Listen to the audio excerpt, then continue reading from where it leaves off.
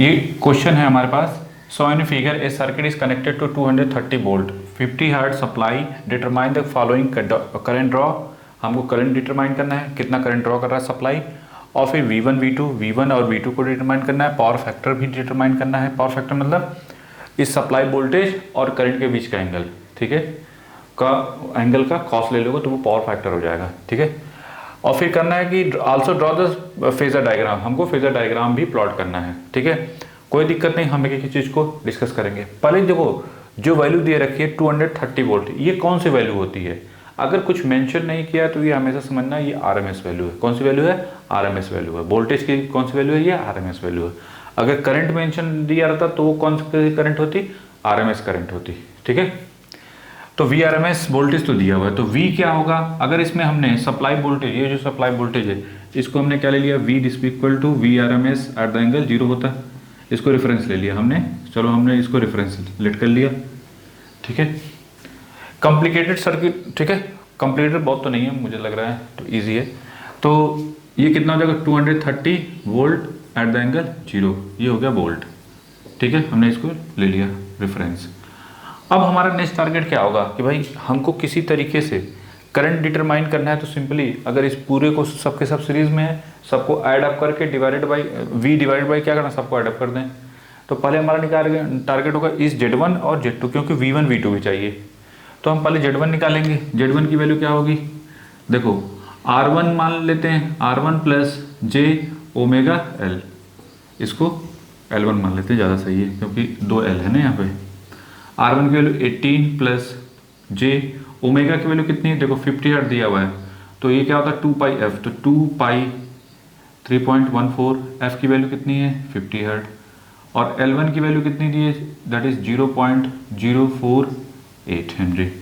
तो जो भी वैल्यू होगी Z1 की हो जाएगी। फिर Z2 निकालो, Z2 की वैल्यू क्या होगी?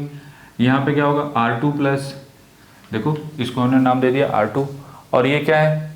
L2 plus J omega L2, फिर माइनस J1/C, नहीं क्योंकि यहाँ पे क्या है? कैपेसिटर है, दैट्स वाई, ठीक है। इसको सॉल्व करेंगे, जो भी वैल्यू आएगी, R की वैल्यू जो भी है पहले लिख लो, J ओमेगा 2 इंटू 3.14, ठीक है। F की वैल्यू 50 हर्ट्ज, और L2 की वैल्यू कितनी है? 0.012। वैल्यू गलत पुट करना, नहीं तो फिर पूरा का पूरा गया। फिर माइनस, ये जो भी वैल्यू आएगी, अगर माइनस में आएगी तो माइनस आ जाएगा, प्लस हम इसमें से प्लस J का ले तो 1/ओमेगा/C। ओमेगा की वैल्यू कितनी है? 2, पहले तो होगा ओमेगा 2 पाई f, ओमेगा किसके करस्पॉन्डिंग है? 2 पाई f के, ठीक है। तो ये हो जाएगा 2 इंटू 3.14 इंटू 50 हर्ट्ज, ठीक है। f की वैल्यू होगी, और c की वैल्यू कितनी है? What about c? 120 10⁻⁻⁶, तो ये हो जाएगा 10⁻+6, ठीक है। जो भी सॉल्व करके पहले इनको सॉल्व करके छोटा करो कि इनकी वैल्यू जो है कितनी आती है, ठीक है।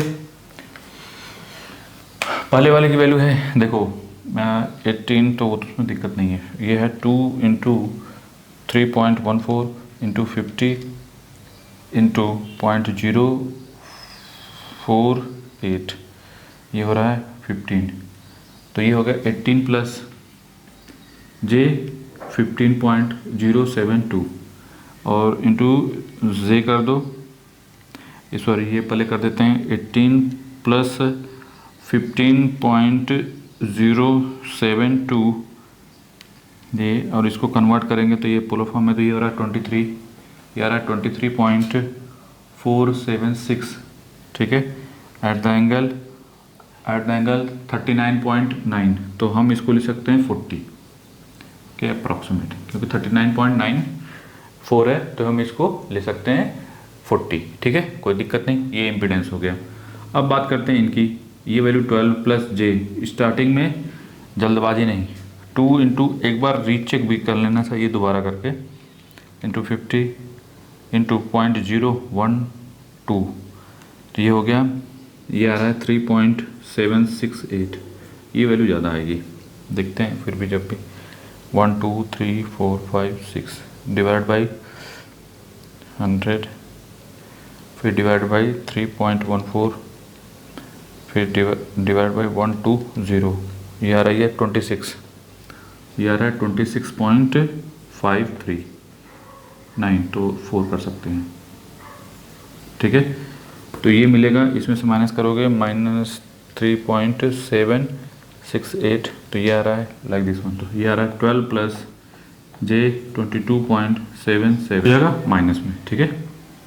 तो इसकी वैल्यू आएगी, इसको सॉल्व करेंगे तो यह 25.73, ठीक है, एट द एंगल -62.21, ठीक है। तो नेट इम्पीडेंस क्या हो जाएगा, जेड की वैल्यू Z1 प्लस Z2 दोनों को ऐड कर दो। Z1 की वैल्यू आ गई कितनी 23.476 एट द एंगल 40 और प्लस ये 25.73 एट द एंगल -62.21। तो ये पूरा सॉल्व जो करने पे कितना आ रहा है, इसमें हमने 22 ये है ना, हाँ इसमें ऐड कर दें 23.476 shift eight the angle 40 degree, ठीक है। तो फिर ये पूरा जो सॉल्व करके आ रहा है ये आ रहा है 30.95, ठीक है, एट द एंगल -14.36 डिग्री। तो ये हो गया नेट इम्पीडेंस। एक बार रीचेक जरूर कर लेना, क्वेश्चन को जब भी करो ना, मिस्टेक हमसे भी हो सकती है, ठीक है। कैलकुलेशन में मिस्टेक हो सकती है, प्रोसीजर में मिस्टेक नहीं होती, ठीक है। तो ये प्रोसीजर हो गया कि जेड की वैल्यू क्या आ गई लाइक दिस वन करस्पॉन्डिंग। अब हमारा नेक्स्ट टारगेट है कि व्हाट अबाउट आई निकालना हो तो क्या लिखोगे, I this equal to V divided by जो भी वैल्यू है V divide by Z. V की वैल्यू कितनी है, अभी हमने 230 divide by 30.95 at the angle -14.36। तो इतना तो फिक्स है, जो एंगल होगा वो तो सॉरी 230 डिवाइड बाई 30.95 ये आ रहा है 7.43 एट द एंगल, ये प्लस 14.36 डिग्री हो जाएगा, ठीक है। एंगल में यहाँ तक तो कोई डाउट नहीं होना चाहिए कि करंट जो होगी वो इतनी ऐसे तो कैसे, ठीक है। तो करंट ड्रॉ फ्रॉम सप्लाई ये तो हो गया। अब देखो जो क्वेश्चन बोला है पावर फैक्टर वो हमको ड्रॉ भी करना है, तो वी एट द एंगल 0 ये ड्रॉ कर दिया। व्हाट अबाउट करंट, करंट कितनी आ गई 14 डिग्री है ना, 14 डिग्री तो और कम होगा, इधर कहीं होगा, ये हो गया आई। आई की वैल्यू कितनी आई है 7.43 एट द एंगल प्लस 14.36, ये हो गया 5, दैट इज 14.36। और ये कैसा है, लीडिंग है, करंट क्या कर रही है, लीड कर रही है ना वोल्टेज से, कितने डिग्री 14.36। तो power factor, supply power factor, इसको बोलते हैं supply power factor. Supply power factor this equal to cos 14.36, ठीक है। तो कॉस 14.36 जो होगा वो कितना रहा है, इतना। तो ये ऐसा लिखोगे 0.9687, क्या लिखेंगे, लीडिंग।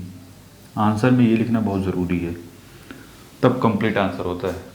बस पावर फैक्टर निकाल के नहीं, बस बल्कि वो लीडिंग है कि लैगिंग, करंट लीड कर रही है वोल्टेज से, दैट्स वाई क्या होता है, लीडिंग हो गया, ठीक है। तो ये हो गया हमारा फर्स्ट का करंट ड्रॉ फ्रॉम सप्लाई और पावर फैक्टर, फर्स्ट और थर्ड भी हमने कर दिया। नेक्स्ट टारगेट है V1 और V2 को डिटरमाइन करना। तो how can be determine V1 V2। V1 को निकालने का सबसे आसान तरीका क्या है, इसको ऐसे कर दो। V1 के लिए क्या करेंगे, simply V1 this equal to क्या हो जाएगा I इंटू Z1, ठीक है। I की वैल्यू अभी निकाल रखी है लाइक दिस वन, और Z1 कितना है हमारा लाइक दिस वन, बस दोनों का मल्टीप्लिकेशन कर देना है, बस काम खत्म।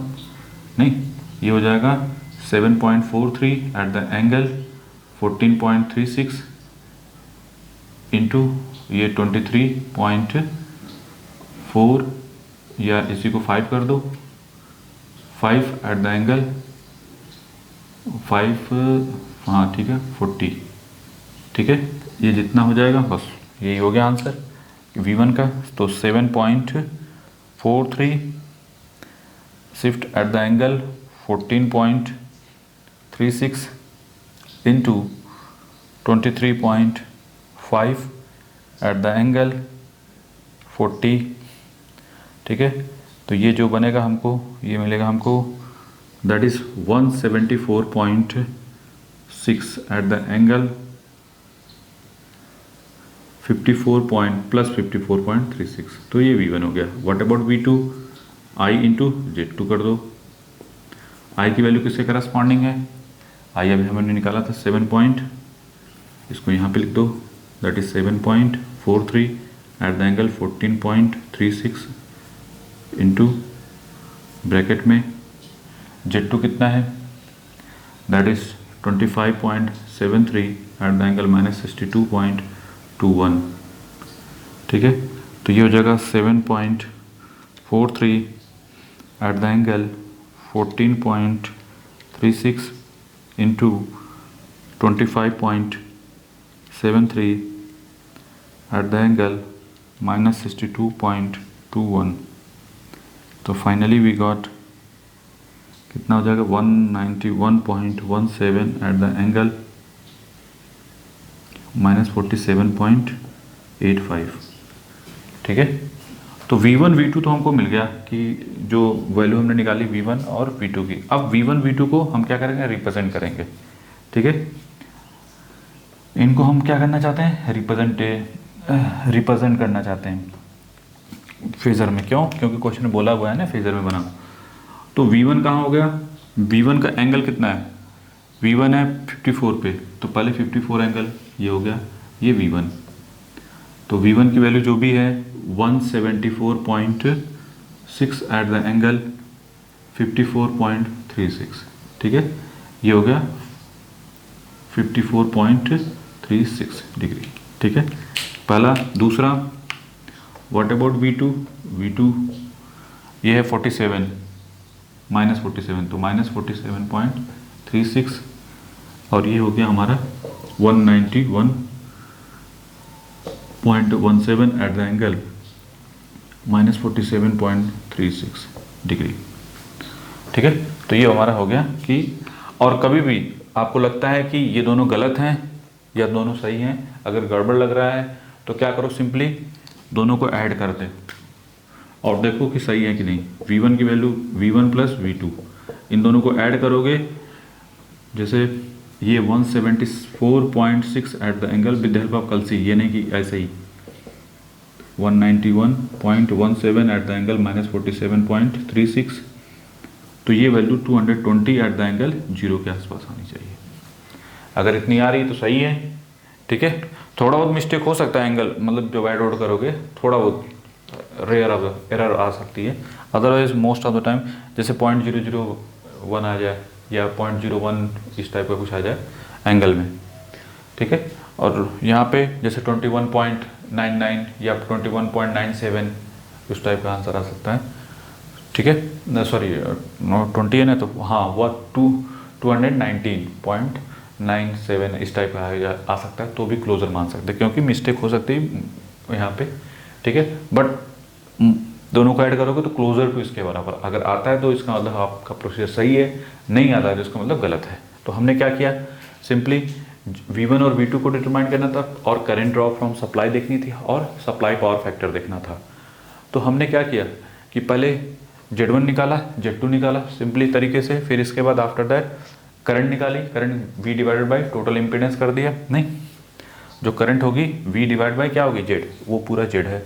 तो फिर इसके बाद हमने क्या किया, इसमें वैल्यू पुट कर दी, करंट मिल गई। फिर सप्लाई पावर फैक्टर देखना था, तो वोल्टेज और करंट के बीच का जो एंगल होता है, सप्लाई वोल्टेज और अगर सप्लाई पावर फैक्टर सिंपली बोला है ना, तो यहाँ पे पावर फैक्टर का मतलब है सप्लाई पावर फैक्टर की बात हो रही है। ठीक है, अदरवाइज किसी मेंशन कर दिया कि इसका पावर फैक्टर, तब उसके वोल्टेज जैसे बोल दिया कि ये जो V1 में है इसके करस्पॉन्डिंग वाला पावर फैक्टर देखिए, तो V1 और I के बीच का एंगल जो है, V1 और I, V1 कहाँ है, ये V1 और I के बीच का एंगल देखते हैं। ठीक है, तो वो उसका सप्लाई पावर और उसका कॉस्ट ले लेते हैं, तो वो हो जाता है उसका पावर फैक्टर। उसी तरीके से, ठीक है, समझ में आया कि नहीं, इसको बना लो जल्दी से। और फेजर ड्रॉ हमने कर दिया।